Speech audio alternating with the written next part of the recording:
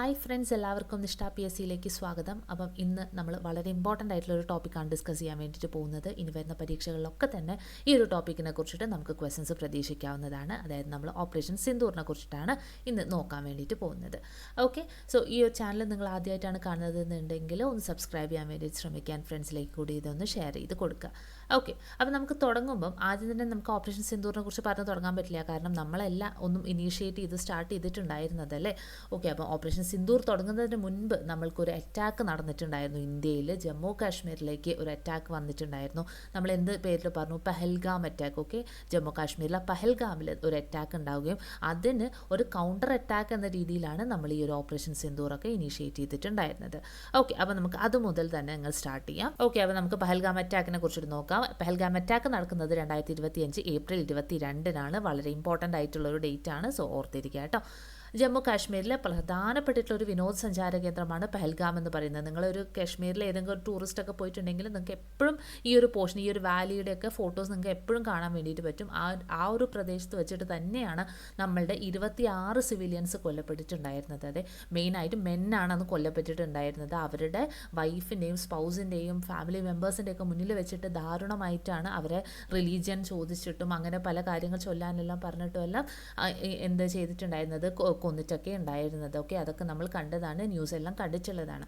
Okay, അപ്പം ഈ ഒരു കാര്യം ഓർത്തിരിക്കുക. പഹൽഗാം എന്ന് പറയുന്നത് ഏത് ജില്ലയിലാണ് എന്ന രീതിയിൽ ചോദ്യം ചോദിക്കുകയാണെങ്കിൽ അത് ആനന്ദ്നാഗ് ജില്ലയിലാണ്. ഓക്കെ, ആനന്ദ്നാഗ് ജില്ലയിലാണ് എന്ത് വരുന്നത്, പഹൽഗാം വരുന്നത്. ആൻഡ് അവിടുത്തെ ഈ ഒരു ബൈസാരൻ വാലി എന്നൊരു പ്രദേശമുണ്ട്. ഈ ടേംസ്, ഈ സ്ഥലങ്ങളുടെ പേരുകളൊക്കെ ഒന്ന് ഓർത്തിരിക്കുക. പഹൽഗാം, അതുപോലെ തന്നെ ആനന്ദ്നാഗ്, ബൈസാരൻ വാലി, ഇതെല്ലാം തന്നെ പഹൽഗാം അറ്റാക്ക് നടന്നിട്ടുള്ള ആ ഒരു പ്രദേശങ്ങളുടെ പേരുകളിലാണ്. ഓക്കെ, അപ്പം ടോട്ടൽ എത്ര കാഷ്വാലിറ്റീസ് ഉണ്ടായി എന്നാണ് പറഞ്ഞിട്ടുള്ളത്? 26 പേരാണ് ആ ഒരു സംഭവത്തിൽ കൊല്ലപ്പെട്ടിട്ടുണ്ടായിരുന്നത്. ഈ ഒരു അറ്റാക്ക് അതായത് 22-ാം തീയതി ഒരു അറ്റാക്ക് നടന്നതിന് ശേഷം നമ്മൾ കുറച്ച് കാര്യങ്ങളൊക്കെ നിർത്തിവെച്ചിട്ടുണ്ടായിരുന്നു. അതായത് പാകിസ്ഥാനും ഇന്ത്യയുമായിട്ടുള്ളത് ചില ടേംസ് ആൻഡ് കണ്ടീഷൻസും ചില നയപരിപാടികളും കാര്യങ്ങളൊക്കെ നടക്കുന്നത് നമുക്കറിയാം അല്ലേ. ആ കാര്യങ്ങളിലൊക്കെ നമ്മൾ ചെറിയ ലോക്കുകളും ടെമ്പററി ആയിട്ടുള്ള നിർത്തിവെക്കലുകളും കാര്യങ്ങളൊക്കെ കൊണ്ടുവന്നിട്ടുണ്ടായിരുന്നു. ആൻഡ് മെയിനായിട്ടും നടന്നിട്ടുണ്ടായിരുന്നത് സിന്ധു നദീജല കരാർ ഇന്ത്യ റദ്ദ് ചെയ്യാണ്, അതായത് ടെമ്പററിലി അത് റദ്ദ് ചെയ്യാണ് ചെയ്തിട്ടുണ്ടായിരുന്നത്. ഓക്കെ, നമ്മൾ സിന്ധു നദീജല കരാറൊക്കെ 10,000 വട്ടം പഠിച്ചിട്ടുള്ളതായിരിക്കും അല്ലേ. എന്നാലും നമുക്ക് ജസ്റ്റ് അതിനെക്കുറിച്ചൊന്ന് നോക്കിയേക്കാം. ഓക്കെ, ഇന്ത്യയും പാകിസ്ഥാനും തമ്മിൽ നദികളുടെ ജലം വിതരണം ചെയ്യുന്നതുമായിട്ട് ബന്ധപ്പെട്ടിട്ടുള്ള ഒരു ഉടമ്പടിയായിരുന്നു സിന്ധു നദീജല കരാർ എന്ന് പറയുന്നത്. ആൻഡ് ഈ ഒരു കരാർ വരുന്നതിന് വേണ്ടിയിട്ട് മധ്യസ്ഥത, അതായത് മീഡിയേഷൻ വഹിച്ചിട്ടുണ്ടായിരുന്നത് അന്ന് ലോകബാങ്കും കാര്യങ്ങളൊക്കെ ആയിരുന്നു. എപ്പോഴും ചോദിക്കുന്ന ഒരു ഡേറ്റ് ആണ്, എന്നാണ് ഈ ഒരു സിന്ധു നദീജല കരാർ വന്നിട്ടുണ്ടായിരുന്നത് എന്നുള്ളത്. അത് 1960 സെപ്റ്റംബർ 19-നാണ്. ഇമ്പോർട്ടൻ്റ് ആയിട്ടുള്ളൊരു ഡേറ്റ് ആണത് കേട്ടോ. എപ്പോഴാണ്? 1960 സെപ്റ്റംബർ 19-നാണ് എന്ത് വരുന്നത്, കറാച്ചിയിൽ വെച്ചിട്ട് ഇന്ത്യൻ പ്രധാനമന്ത്രിയായിട്ടുള്ള ജവഹർലാൽ നെഹ്റുവും പാകിസ്ഥാൻ പ്രസിഡന്റ് ആയിട്ടുള്ള അയൂബ് ഖാനും ചേർന്നിട്ട് ഈ ഒരു ഉടമ്പടിയിൽ ഒപ്പുവെച്ചിട്ടുണ്ടായിരുന്നത്.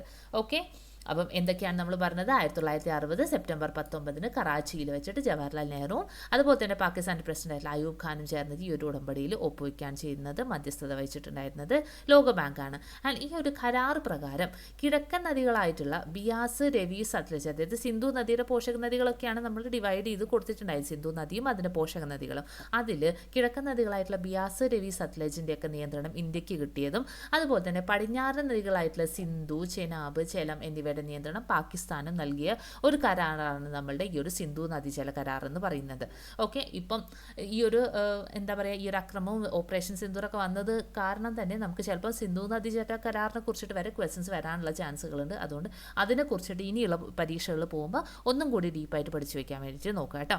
ഓക്കെ, നെക്സ്റ്റ് ആയിട്ട് നമ്മൾ കൈക്കൊണ്ട ഒരു തീരുമാനം എന്ന് പറയുന്നത് അട്ടാരി ബോർഡർ. നമുക്കറിയാം, വാഗ അട്ടാരി ബോർഡർ ഉണ്ടല്ലേ.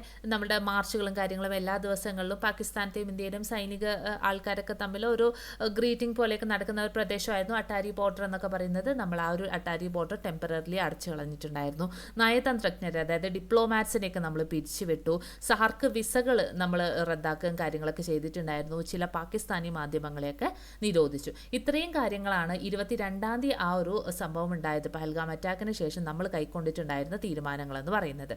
ഓക്കെ, ഇനി അതിനുശേഷവും പാകിസ്ഥാൻ നിർത്തിയോ? ഇല്ല. പാകിസ്ഥാൻ പല കാര്യങ്ങളും ചെയ്തുകൊണ്ടിരുന്നു. ഷെല്ലാക്രമണങ്ങളായിട്ടും പല തരത്തിൽ നമ്മളെ ഉപദ്രവിച്ചുകൊണ്ടേ ഇരിക്കുകയായിരുന്നു. ലേറ്റർ നമ്മൾ എന്ത് ചെയ്തു? ആ ഒരു അറ്റാക്ക്, അതായത് ഏപ്രിൽ 22 അറ്റാക്ക് കഴിഞ്ഞ് 14 ദിവസം കഴിഞ്ഞ് നമ്മൾ എന്ത് സ്റ്റാർട്ട് ചെയ്യുന്നു, എന്ത് കൊണ്ടുവരുന്നു? ഓപ്പറേഷൻ സിന്ദൂർ കൊണ്ടുവരുന്നു. ഓക്കെ, അപ്പം എന്താണ്? പഹൽഗാം ആക്രമണത്തിൻ്റെ ഭാഗമായിട്ട് 14 ദിവസങ്ങൾക്ക് ശേഷം ഇന്ത്യ തിരിച്ചടിച്ചതിനെയാണ് നമ്മൾ ഓപ്പറേഷൻ സിന്ദൂർ എന്ന് പറയുന്നത്.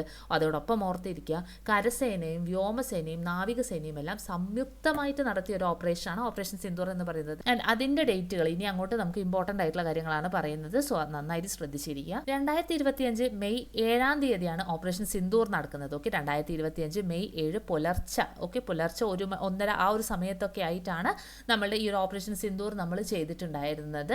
23 മിനിറ്റ് നീണ്ടു നിന്ന ഒരു അറ്റാക്ക് ആയിരുന്നു നമ്മളുടെ ഭാഗത്തു നിന്നും പാകിസ്ഥാനായിട്ട് നടത്തിയിട്ടുണ്ടായിരുന്നത്. ആൻഡ് അതോടൊപ്പം ഓർത്തിരിക്കുക, അവർ നമ്മളുടെ സിവിലിയൻസിന് നേരെയാണ് അറ്റാക്ക് ചെയ്തതെങ്കിലും നമ്മൾ ഒരിക്കലും അവരുടെ സിവിലിയൻസിന് നേരെ ആയിരുന്നില്ല അറ്റാക്ക് ചെയ്തിട്ടുണ്ടായിരുന്നത്. നമ്മളൊരു പ്രിസിഷൻ വാർഫെയർ ആയിരുന്നു കൈക്കൊണ്ടിട്ടുണ്ടായിരുന്നത്. ഓക്കെ, അത് ഓർത്തിരിക്കുക, ഈ ഒരു ടേം ഓർത്തിരിക്കുക, പ്രിസിഷൻ വാർഫെയർ എന്ന് പറയുന്നത്. പ്രിസിഷൻ വാർഫെയർ എന്ന് പറഞ്ഞിട്ടുണ്ടെങ്കിൽ നമ്മൾ ഓൾറെഡി കുറച്ച് ഭാഗങ്ങൾ അല്ലെങ്കിൽ കുറച്ച് സ്ഥലങ്ങളെല്ലാം നമ്മൾ ഓൾറെഡി ഡിസൈഡ് ചെയ്ത് വെച്ചിട്ടുണ്ട് എവിടെയാണ് ചെയ്യേണ്ടത്, അല്ലെങ്കിൽ എവിടെയാണ് നമ്മളെ അറ്റാക്ക് ചെയ്യേണ്ടത്, ഏതാണ് നമ്മളുടെ പോയിന്റ് എന്നുള്ളത്. അവിടങ്ങളിൽ മാത്രം സിവിലിയൻസിന് ഒരു തരത്തിലുള്ള ബുദ്ധിമുട്ടുകളും ഉണ്ടാക്കാത്ത രീതിയിലാണ് നമ്മൾ ചെയ്തിട്ടുണ്ടായിരുന്നത്. അതിനെയാണ് നമ്മൾ പ്രിസിഷൻ വാർഫെയർ എന്ന് പറയുന്നത്. അതായത് പ്രിസൈസ് ആയിട്ട് ഒരു സ്ഥലത്ത് മാത്രം നമ്മൾ ചെയ്യുന്നതിന്, ഓക്കെ, നമ്മൾ ടാർഗറ്റ് ചെയ്യുന്നതിനാണ് നമ്മൾ അങ്ങനെ പറയുന്നത്. ഓക്കെ, ആൻഡ് നമ്മൾ മെയിനായിട്ടും ലക്ഷ്യം വെച്ചിട്ടുണ്ടായിരുന്നത് ചില തീവ്രവാദ സംഘടനകളുടെ പൊട്ടിക്കുക എന്നുള്ള ആ ഒരു ഉദ്ദേശത്തോട് കൂടിയിട്ടായിരുന്നു. അതിൽ വരുന്നതാണ് ഹിസ്ബുൾ മുജാഹിദീൻ, ജയ്ഷി മുഹമ്മദ്, ലഷ്കർ ഇ തോയ്ബ. ഓക്കെ, ഈ ഒരു 3 ഇവരുടെയും ടെററിസ്റ്റ് സ്പോർട്സുകളിനെ അല്ലെങ്കിൽ അവരുടെ ഹബ്ബുകളെയൊക്കെ അറ്റാക്ക് ചെയ്ത് നശിപ്പിക്കുക എന്നുള്ളതായിരുന്നു നമ്മുടെ മെയിൻ ആയിട്ടുള്ള ഒരു ഉദ്ദേശം എന്ന് പറയുന്നത്. ആൻഡ് ഓപ്പറേഷൻ സിന്ദൂറിനെ കുറിച്ച് പറയുമ്പോൾ നമ്മൾ അത് വിട്ടുപോയിട്ടുണ്ട്. ഓപ്പറേഷൻ സിന്ദൂർ എന്ന് പറയുന്ന ഈ ഒരു ടേം, ഓക്കെ, ആ ഒരു ടേം തന്നെ ഇനീഷ്യേറ്റ് ചെയ്തിട്ടുണ്ടായിരുന്നത് അല്ലെങ്കിൽ ആ ഒരു കോയിൻ ചെയ്തിട്ടുണ്ടായിരുന്നത് നരേന്ദ്രമോദിയാണ്. അദ്ദേഹത്തിൻ്റെ നിർദ്ദേശപ്രകാരമാണ് ഈ ഒരു ടേം കൊടുക്കുന്നത്. കാരണം നമ്മൾ പറഞ്ഞു പഹൽഗാം അറ്റാക്കിൻ്റെ സമയത്ത് പുരുഷന്മാരെയാണ് അവരെ എണ്ണി വധിച്ചിട്ടുണ്ടായിരുന്നത്.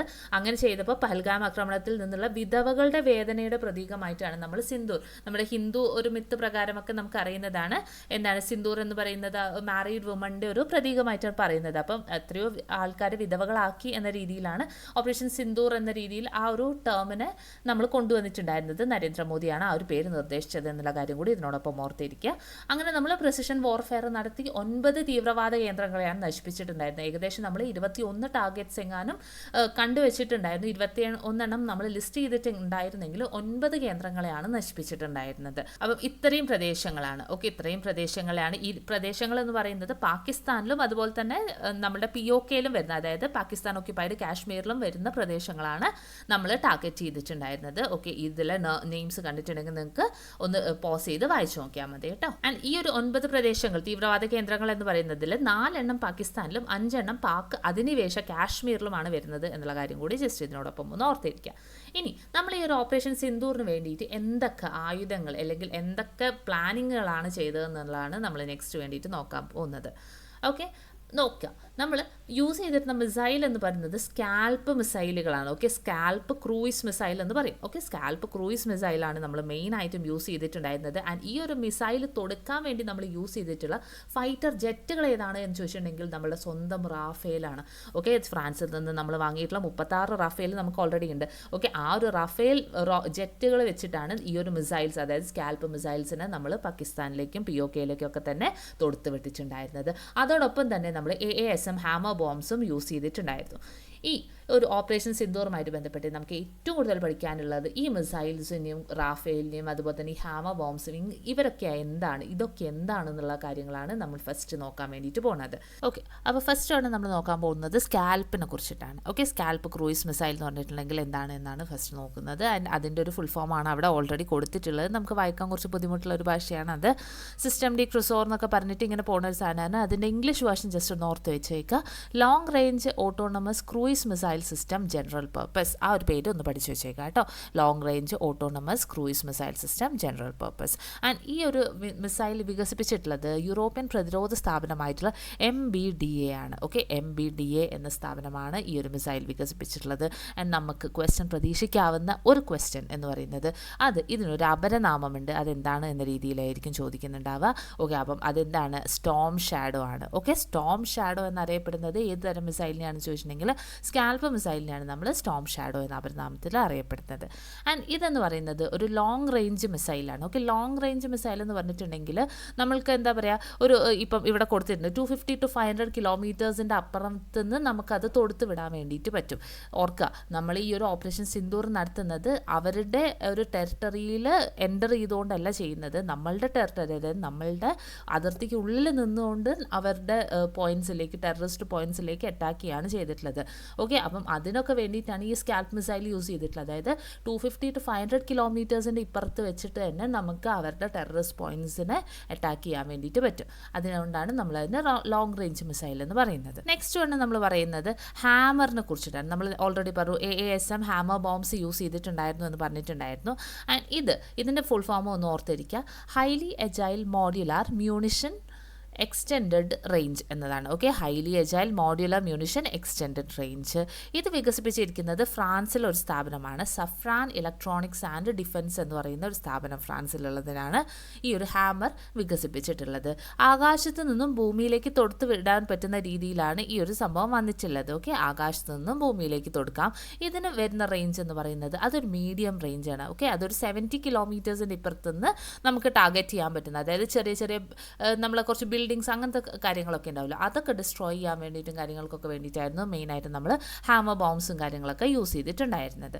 ഓക്കെ, അപ്പോൾ സ്കാൽപ്പും പഠിച്ചു, നമ്മൾ ഹാമറും പഠിച്ചു. പിന്നെ നമ്മൾ പറഞ്ഞു റാഫേൽ ജെറ്റുകൾ ഉണ്ടായിരുന്നു. ഈ റാഫേൽ ജെറ്റിൽ വെച്ചിട്ടാണ് നമ്മൾ ഈ ഒരു സ്കാൽപ്പ് മിസൈൽസ് ഒക്കെ തന്നെ പുറപ്പെടുവിച്ചിട്ടുണ്ടായിരുന്നത്. ടോട്ടൽ നമ്മൾക്കിപ്പോൾ 36 റാഫേൽ വിമാനങ്ങളാണ് ഉള്ളത്. ആൻഡ് ഈ റാഫേൽ വിമാനങ്ങളെല്ലാം തന്നെ നമ്മൾ വാങ്ങിയിട്ടുള്ളത് ഫ്രാൻസിൽ നിന്നാണ് എന്നുള്ള കാര്യം കൂടി ഓർത്തിരിക്കാം. ഇതോടൊപ്പം തന്നെ നമുക്ക് ഒരാളെയും കൂടി ഒന്ന് പഠിക്കാനായിട്ടുണ്ട്, അതാണ് കാമിക്കേസ് ഡ്രോൺസ് എന്ന് പറയുന്നത്. ഓക്കെ, കാമിക്കേസ് ഡ്രോൺസ്, അല്ലെങ്കിൽ അതിന് വേറൊരു പേരും കൂടി നമ്മൾ പറയാറുണ്ട്, സൂയിസൈഡ് ഡ്രോൺസ്. ഓക്കെ, കാമിക്കേസ് ഡ്രോൺസ് അഥവാ സൂയിസൈഡ് ഡ്രോൺസ്. സിമ്പിളായിട്ട് പറയുകയാണെങ്കിൽ നമ്മൾ എവിടെയാണോ അറ്റാക്ക് ചെയ്യേണ്ടത് ആ ഒരു സ്ഥലത്തിനെ കുറിച്ചിട്ടുള്ള വിവരങ്ങളൊക്കെ അറിയാൻ വേണ്ടിയിട്ട് നമ്മൾ അയക്കുന്ന ഒരു സംഭവം, ഒരു ഡ്രോൺ, ഏതാണ്ട് പ്രിസൈസ് ആയിട്ടുള്ള ലൊക്കേഷൻ കണ്ടുപിടിക്കുന്നതിനും കാര്യങ്ങൾക്കൊക്കെ വേണ്ടി നമ്മൾ അയക്കുന്ന ഡ്രോൺസിനെയാണ് നമ്മൾ കാമിക്കേസ് ഡ്രോൺസ് എന്ന് പറയുന്നത്. സൂയിസൈഡ് ഡ്രോൺസ് എന്ന് പറയുന്നത് മേ ബി അത് ചിലപ്പം അവർ കണ്ടിട്ടുണ്ടെങ്കിൽ എന്താണ് വളരെ റിസ്കി ആയിട്ടുള്ള ഒരു കാര്യമാണല്ലോ ഈ ഒരു ഡ്രോൺസ് ചെയ്യുന്നത്. അപ്പോൾ സൂയിസൈഡിന് തുല്യമായിട്ടുള്ള ഒരു കാര്യമാണ് ചെയ്യുന്നത്. മേ ബി അതുകൊണ്ടാവാം അതിന് സൂയിസൈഡ് ഡ്രോൺസ് എന്ന പേരും കാര്യങ്ങളൊക്കെ കൊടുത്തിട്ടുള്ളത്. നിങ്ങൾ ഉറി മൂവി കണ്ടിട്ടുണ്ടെങ്കിൽ, ഓക്കെ, ഉറി എന്ന് പറഞ്ഞിട്ടുള്ള വിക്കി കൗശലിൻ്റെ ഒരു മൂവി ഉണ്ടായിരുന്നല്ലോ, ആ മൂവിയിൽ നിങ്ങൾക്ക് ഒരു ഗരുഡ് എന്ന് പറഞ്ഞിട്ട് ഒരു ഈഗിളിന് അവർ അയക്കുന്ന കാര്യങ്ങൾ കണ്ടിട്ടുണ്ടാവും. ഓക്കെ, അത് ഒരു കൈൻഡ് ഓഫ് ഡ്രോൺ ആണല്ലോ. ഏകദേശം അതുപോലെ ഒരു സംഭവം തന്നെയാണ് നമ്മൾ ഈ ഒരു കാമിക്കേസ് ഡ്രോൺസ് എന്ന് പറയുന്നത്. ഭൂമിയോട് മീൻസ് ലെവലായിട്ടുള്ള രീതിയിൽ ടെറൈനോട് തൊട്ടുകൊണ്ട് തന്നെ ഈ ഡ്രോൺസിന് പറക്കാനുള്ള കഴിവും കാര്യങ്ങളൊക്കെ തന്നെയുണ്ട്. ആൻഡ് ഇതിന് നമ്മൾ പറയുന്നത് ലോയിറ്ററിങ് മ്യൂണിഷൻസ് എന്നാണ്. ലോയിറ്റർ ചെയ്യുക എന്ന് പറഞ്ഞിട്ടുണ്ടെങ്കിൽ എന്തെങ്കിലും അലഞ്ഞ് തിരിയുന്നതിനൊക്കെയാണ് നമ്മൾ ലോയിറ്റർ ചെയ്യുക എന്നൊക്കെ പറയുന്നത്. ഓക്കെ, അപ്പം ഇവ ലോയിറ്ററിങ് മ്യൂണിഷൻസ് ആണ് എന്നാണ് പറഞ്ഞിട്ടുള്ളത്. നിരീക്ഷണത്തിനും ലക്ഷ്യസ്ഥാനങ്ങൾ മനസ്സിലാക്കുന്നതിനൊക്കെ വേണ്ടിയിട്ടാണ് നമ്മൾ ഈ ഒരു കാമിക്കേസ് ഡ്രോൺസ് യൂസ് ചെയ്യുന്നത്. നെക്സ്റ്റ് ആയിട്ട് നോക്കുക, ഓപ്പറേഷൻ സിന്ദൂറിൻ്റെ വിശദീകരണം നൽകിയ 2 വനിതകളെ നമ്മൾ കണ്ടിട്ടുണ്ടായിരുന്നു, ന്യൂസിലൊക്കെ തന്നെ കണ്ടിട്ടുണ്ടായിരുന്നു, വളരെ ഫേമസ് ആയിട്ടുണ്ടായിരുന്നു. അതാണ് കേണൽ സോഫിയ ഖുറേഷിയും അതുപോലെ തന്നെ വിംഗ് കമാൻഡർ വ്യോമിക സിംഗും. ഓക്കെ, ആ പേരുകൾ വളരെ ഇമ്പോർട്ടൻ്റ് ആണ്, ഉറപ്പായിട്ടും നമുക്ക് ചോദ്യം വരും. ഓക്കെ, ഓപ്പറേഷൻ സിന്ദൂറിൻ്റെ വിശദീകരണം നൽകിയ 2 വനിതകൾ കേണൽ സോഫിയ ഖുറേഷി അതുപോലെ തന്നെ വിംഗ് കമാൻഡർ വ്യോമിക സിംഗ്. ഇനി അതേപോലെ തന്നെ നമുക്ക് ഓർമ്മയുണ്ടാവും, ഒരു മോക്ക് ഡ്രില്ലും കാര്യങ്ങളൊക്കെ നടന്നിട്ടുണ്ടായിരുന്നല്ലോ. ആ ഒരു ഓപ്പറേഷൻ അല്ലെങ്കിൽ ആ ഒരു മോക്ക് ഡ്രില്ലിന് പറയുന്ന പേരാണ് ഓപ്പറേഷൻ അഭ്യാസ്. അതും ഓർത്തിരിക്കുക. ഓപ്പറേഷൻ അഭ്യാസ് എന്ന് പറയുന്നതാണ് ഓപ്പറേഷൻ സിന്ദൂറിൻ്റെ ഭാഗമായിട്ട് ഇന്ത്യ നടത്തിയ സിവിൽ ഡിഫൻസ് മോക്ക് ഡ്രില്ലാണ് ഇതെന്ന് പറയുന്നത്. ഓക്കെ, അപ്പം നമ്മൾ അങ്ങോട്ട് ആക്രമിച്ചു എന്നാണ് മെയ് 7-ാം തീയതി നമ്മൾ അങ്ങോട്ട് ആക്രമണം കാര്യങ്ങളൊക്കെ നടത്തിയിട്ടുണ്ടായിരുന്നു. ആൻഡ് അതിന് മറുപടിയായിട്ട് നമ്മൾ കണ്ടിട്ടുണ്ടായിരുന്നു പാകിസ്ഥാൻ വലിയ രീതിയിൽ ഷെല്ലാക്രമണങ്ങളും കാര്യങ്ങളും നമ്മളുടെ പല അമൃത്സർ അതുപോലെ വലിയ വലിയ പോയിന്റുകളൊക്കെ തന്നെ ഡിസ്ട്രോയ് ചെയ്യാൻ വേണ്ടിയിട്ട് അവർ ഡ്രോണുകളും കാര്യങ്ങളും അയക്കുക, മിസൈൽ അയക്കുക, കുറേ കാര്യങ്ങളൊക്കെ ചെയ്തിട്ടുണ്ടായിരുന്നു. ഓക്കെ, ആൻഡ് അങ്ങനെയുള്ള സമയത്ത് ഓപ്പറേഷൻ സിന്ദൂറിന് മറുപടിയായിട്ട് പാകിസ്ഥാൻ നടത്തിയ ആക്രമണങ്ങളെ ചെറുത്ത് നിർത്തിയത് ഓക്കെ അത് S-400 മിസൈൽ സംവിധാനവും അതുപോലെ തന്നെ ഹാർപി ഡ്രോണുകളുമായിരുന്നു. ഓക്കെ, എന്തായിരുന്നു S-400 മിസൈൽ സംവിധാനവും ഹാർപി ഡ്രോണും നമ്മൾ എപ്പോഴാണ് യൂസ് ചെയ്തത് എന്നുള്ള കാര്യം ഓർത്തിരിക്കുക.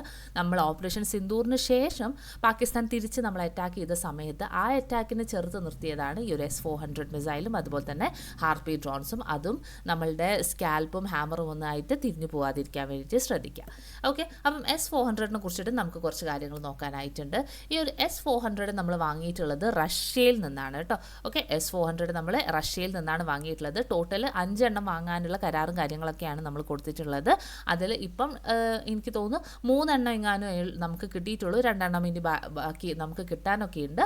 പക്ഷേ നമ്മൾ വാങ്ങിയിരിക്കുന്നത് എവിടെ നിന്നാണ്? അത് റഷ്യയിൽ നിന്നാണ്. ആൻഡ് ഇതിന് ഒരു വിശേഷണമുണ്ട്, സുദർശന ചക്രം. ഓക്കെ, സുദർശന ചക്രം എന്നറിയപ്പെടുന്നത് എന്തിനാണ്, അല്ലെങ്കിൽ ഏത് മിസൈൽ സംവിധാനത്തിനെയാണ് എന്നൊക്കെ ചോദിച്ചിട്ടുണ്ടെങ്കിൽ അതേതായിരുന്നു, സുദർശന ചക്രം ആണ്. അപ്പം നമ്മൾ നേരത്തെ പറഞ്ഞു സ്റ്റോം ഷാഡോ എന്ന് പറയുന്നത് ഏതിനെയായിരുന്നു? സ്കാൽപ്പിനെയായിരുന്നു അല്ലേ. അപ്പോൾ ഇതൊന്ന് കറക്റ്റ് ചെയ്ത് വായിക്കണ്ടോ, ഇതിൽ ചെറിയൊരു പ്രിന്റിംഗ് മിസ്റ്റേക്ക് വന്നിട്ടുണ്ട്. ലോകത്തിൽ നിലവിലുള്ള ഏറ്റവും കരുത്തുറ്റ വിശ്വാസയോഗ്യവുമായിട്ടുള്ള പ്രതിരോധ സംവിധാനമാണ് S-400 എന്ന് പറയുന്നത്. നിലവിലില്ല എന്നല്ല, നിലവിൽ ഉള്ള ഏറ്റവും കരുത്തുറ്റ വിശ്വാസയോഗ്യമായിട്ടുള്ള പ്രതിരോധ സംവിധാനമാണ് S-400. അതിവേഗം സഞ്ചരിക്കുന്ന യുദ്ധവിമാനങ്ങൾ, ക്രൂയിസ് മിസൈൽസ്, ഡ്രോണുകൾ എന്നിവയെ വായുവിൽ വെച്ച് തന്നെ തകർക്കാൻ ശേഷിയുള്ളവയാണ് നമ്മളുടെ ഈ ഒരു സുദർശന ചക്രം എന്നറിയപ്പെടുന്ന S-400. 40 മുതൽ 600 കിലോമീറ്റർ അകലെയുള്ള ഒന്നിലേറെ ലക്ഷ്യങ്ങളെ ഒരേ സമയം കണ്ടെത്തി തകർക്കാൻ ഇതിന് കഴിയും. ആൻഡ് ഒരു യൂണിറ്റ്, അതായത് S-400 ഒരു യൂണിറ്റിൽ തന്നെ 4 വ്യത്യസ്ത തരം മിസൈലുകൾ നമുക്ക് കാണാൻ വേണ്ടി പറ്റും. അതേപോലെ തന്നെ താഴ്ന്നു പറക്കുന്ന ഡ്രോൺസ്, നമ്മൾ നേരത്തെ പറഞ്ഞ കാമിക്കേസ് ഡ്രോൺസ് ഒക്കെ പോലെയുള്ള താഴ്ന്നു പറക്കുന്ന ഡ്രോൺസിനെയൊക്കെ തന്നെ തടയാൻ വേണ്ടി S-400 കഴിയും. ഇന്ത്യയുടെ പക്കൽ 5 S-400 പ്രതിരോധ സംവിധാനമുണ്ട്. 5 എന്ന് പറയാം, നമുക്ക് 5 എണ്ണം ടോട്ടലി നമുക്ക് കൈ കിട്ടിയിട്ടില്ല, പക്ഷേ 5 എണ്ണത്തിനുള്ള കരാറാണ് നമ്മൾ കൊടുത്തിട്ടുള്ളത്. ഓക്കെ, അപ്പം S-400 കുറിച്ചിട്ട് അത്ര കാര്യങ്ങളാണ് ഉള്ളത്. ഇനി ഹാർപി ഡ്രോൺസ് നമ്മൾ യൂസ് ചെയ്തു എന്ന് പറഞ്ഞിട്ടുണ്ടായിരുന്നു. ആൻഡ് ഈ ഒരു ഡ്രോൺസ് എന്ന് പറയുന്നത് അത് ഇസ്രായേൽ നിർമ്മിതമായിട്ടുള്ള ഡ്രോൺസ് ആണ്. ഉയർന്ന സ്ഫോടന ശേഷിയുള്ള പോർമുന ഇതിന് നമുക്ക് കാണാൻ വേണ്ടിയിട്ട് പറ്റും. ഓക്കെ, എന്താണ് ഉയർന്ന സ്ഫോടന ശേഷിയുള്ള പോർമുന നമുക്ക് എന്തിൽ കാണാൻ വേണ്ടി പറ്റുന്നുണ്ട്? ഹാർപി ഡ്രോൺസിൽ കാണാൻ വേണ്ടിയിട്ട് പറ്റുന്നുണ്ട്. വികിരണം പുറത്തുവിടുന്ന ആകാശ വസ്തുക്കളെ തിരിച്ചറിയാൻ കഴിയുന്ന ഒരു റഡാർ സംവിധാനം ഹാർപി ഡ്രോൺസുകളിൽ കാണപ്പെടുന്നുണ്ട്. ഓപ്പറേഷൻ സിന്ദൂറിൽ ഈ ഹാർപി ഡ്രോൺസ് എന്തിനു വേണ്ടിയിട്ടാണ് നമ്മൾ യൂസ് ചെയ്തിട്ടുണ്ടായിരുന്നത്? പാക് വ്യോമ പ്രതിരോധ റഡാറുകൾ പ്രവർത്തനരഹിതമാക്കാൻ വേണ്ടിയിട്ട് വിന്യസിച്ചിട്ടുള്ളതായിരുന്നു ഹാർപി ഡ്രോൺസ്. ഓക്കെ, ഹാർപി ഡ്രോൺസിന്റെ പർപ്പസ് എന്തായിരുന്നു? പാക് വ്യോമ പ്രതിരോധ റഡാറുകളെ പ്രവർത്തനരഹിതമാക്കുക. ഇപ്പം ഏകദേശം ഒരു പീസ്ഫുൾ സ്റ്റേറ്റിലാണ് നമ്മളുള്ളത്. പലതരത്തിലുള്ള ചർച്ചകളും കാര്യങ്ങളൊക്കെ നടത്തി വെടിനിർത്തൽ ഒക്കെ നടന്നിട്ടുണ്ടായിരുന്നു. ഓക്കെ, അപ്പം ഓപ്പറേഷൻ നടക്കുന്ന സമയത്ത് ഇന്ത്യയെ പ്രധാനമായിട്ടും പിന്തുണച്ചത് 2 രാജ്യങ്ങളായിരുന്നു, ഫ്രാൻസും ഇസ്രായേലും. അത് ഓർത്തിരിക്കുക കേട്ടോ. ഇന്ത്യയെ പ്രധാനമായിട്ടും പിന്തുണച്ച രാജ്യങ്ങൾ ഏതൊക്കെയാണ്? ഫ്രാൻസും ഇസ്രായേലുമാണ്. അതുകൊണ്ട് തന്നെ അവരുടെ പ്രസിഡന്റിനും PM-ന്റെ ഒക്കെ ഒന്ന് പേരും കൂടി ഒന്ന് ഓർത്ത് വെച്ചേക്കാം. ഫ്രാൻസിൻ്റെ പ്രസിഡന്റ് എന്ന് പറയുന്നത് അത് ഇമ്മാനുവൽ മാക്രോൺ ആണ്. Okay, Emmanuel Macron. ആൻഡ് ഇസ്രായേലിൻ്റെ പ്രൈം മിനിസ്റ്റർ ആയിട്ടുള്ളത് ബെഞ്ചമിൻ നെതന്യാഹു ആണ്. ഇനി പാകിസ്ഥാനെ പിന്തുണച്ച രാജ്യങ്ങളെ ചോദിക്കുകയാണെങ്കിൽ ഏതൊക്കെയാണ്? അത് തുർക്കിയും അതുപോലെ തന്നെ ചൈനയുമാണ് പാകിസ്ഥാനെ പിന്തുണച്ചിട്ടുണ്ടായിരുന്നത്. ആൻഡ് തുർക്കിയുടെ പ്രസിഡന്റ് ആയിട്ടുള്ളത് തയ്യിബ് എർദോഗനും ചൈനീസ് പ്രസിഡന്റ് ആയിട്ടുള്ളത് അത് ഷീ ജിൻപിങ്ങുമാണ്. ഓക്കെ, അപ്പം ഈ ഒരു ഓപ്പറേഷൻസും കാര്യങ്ങളൊക്കെ നടന്ന സമയത്ത് നമുക്ക് മെയിനായിട്ടും ചില പൊസിഷൻസിലുള്ള ആൾക്കാരുടെ പേരുകൾ ജസ്റ്റ് ഒന്നും കൂടി ഒന്ന് റിവൈൻഡ് അടിച്ച് പഠിച്ച് വെക്കേണ്ടതായിട്ടുണ്ട്, ചോദിക്കാൻ ചാൻസ് ഉള്ളതുണ്ട്. അത് നമുക്കൊന്ന് നോക്കി വെച്ചേക്കാം. ചീഫ് ഡിഫൻസ് സ്റ്റാഫ്, ഓക്കെ, നമ്മുടെ ഇന്ത്യയിലെ ചീഫ് ഡിഫൻസ് സ്റ്റാഫ് ആയിട്ടുള്ളത് അത് അനിൽ ചൗഹാനാണ്. ആൻഡ് നാഷണൽ സെക്യൂരിറ്റി അഡ്വൈസർ ആയിട്ടുള്ളത് അത് അജിത് കുമാർ ഡോവലാണ്. ഇനി ആർമി ചീഫിന് ചോദിക്കുകയാണെങ്കിൽ അത് ഉപേന്ദ്ര ദ്വിവേദി. എയർ ചീഫ് ആയിട്ടുള്ളത് അമർപ്രീത് സിംഗും നേവി ചീഫ് ആയിട്ടുള്ളത് അത് ദിനേശ് കെ ത്രിപാഠിയുമാണ്. ഓക്കെ, ഇനി പാകിസ്ഥാനിലോട്ട് വരികയാണെങ്കിൽ പാകിസ്ഥാൻ്റെ നമ്മൾ ഇനി കുറച്ച് ആളത് പഠിച്ചു വെക്കേണ്ടതായിട്ടുണ്ട്. പാകിസ്ഥാൻ്റെ പ്രൈം മിനിസ്റ്റർ ആയിട്ടുള്ളത് ഷഹബാസ് ഷെറീഫാണ്. PMLN എന്ന് പറയുന്നതാണ് അദ്ദേഹത്തിൻ്റെ പാർട്ടി എന്ന കാര്യം കൂടി ജസ്റ്റ് ഒന്ന് ഓർത്ത് വെച്ചേക്കുക. ആൻഡ് പാകിസ്ഥാനിലെ ഒപ്പോസിഷൻ ലീഡർ ആയിട്ടുള്ളത് അത് ഒമർ അയൂബാണ്. ഓക്കെ, ഒമർ അയൂബാണ് ഓപ്പോസിഷൻ ലീഡർ ആയിട്ടുള്ളത്. തെഹരീക്ക് ഇൻസാഫ് എന്ന ആ ഒരു പാർട്ടിയുടെ നേതാവാണ് ഒമർ അയൂബ് എന്ന് പറയുന്നത്. അതോടൊപ്പം ഓർത്തിരിക്കുക, തെഹരീക്ക് ഇൻസാഫ് എന്ന് പറയുന്നത് നമ്മുടെ ക്രിക്കറ്റർ ആയിട്ടുള്ള ഇമ്രാൻ ഖാൻ ഉണ്ടായിരുന്നല്ലോ, അദ്ദേഹം രൂപീകരിച്ചിട്ടുള്ള ഒരു പാർട്ടിയാണ് തെഹരീക്ക് ഇൻസാഫ് എന്ന് പറയുന്നത്. ഓക്കെ, ആൻഡ് അദ്ദേഹത്തിൻ്റെ മീൻസ് ആ ഒരു പാർട്ടിയിൽ നിന്നുള്ള ഓപ്പോസിഷൻ ലീഡറാണ് ഒമർ അയ്യൂബ്. അവിടുത്തെ ഡിഫൻസ് മിനിസ്റ്റർ ആയിട്ടുള്ളത് ഖ്വാജ ആസിഫ് ആണ്. ആൻഡ് ഫോറിൻ മിനിസ്റ്റർ മുഹമ്മദ് ഇഷക്ദർ ആണ്. ഓക്കെ, മുഹമ്മദ് ഇഷക്ദർ അല്ലെങ്കിൽ ഇഷക്ദർ എന്നുള്ള മാത്രവും പറയാറുണ്ട്. ഇഷക്ദർ ആണ് അവിടുത്തെ foreign minister. And army chief ആയിട്ടുള്ളത് അത് ആസിഫ് മുനീറാണ്. അപ്പം ഇത്ര കാര്യങ്ങളാണ് മെയിനായിട്ടും ഓപ്പറേഷൻ സിന്ദൂറിനെ കുറിച്ചിട്ട് നമുക്കൊരു PSC പോയിന്റ് ഓഫ് വ്യൂവിൽ പഠിക്കാനുള്ളത്. വേറെ പൊളിറ്റിക്കൽ ആയിട്ടുള്ള രീതിയിലൊക്കെ കുറേ കാര്യങ്ങളൊക്കെ ഉണ്ടാവും, നമുക്ക് അതൊന്നും നോക്കേണ്ട ആവശ്യമില്ല. PSC പോയിന്റ് ഓഫ് വ്യൂവിൽ എന്തായാലും നിങ്ങൾക്ക് ഈ ഒരു വീഡിയോ കണ്ടിട്ടുണ്ടെങ്കിൽ ഉറപ്പായിട്ടും ആൻസർ ചെയ്യാൻ വേണ്ടിയിട്ട് പറ്റും. സോ ഇത്രയും നേരം ക്ലാസ് കേട്ടതിന് thank you so much for listening and happy learning.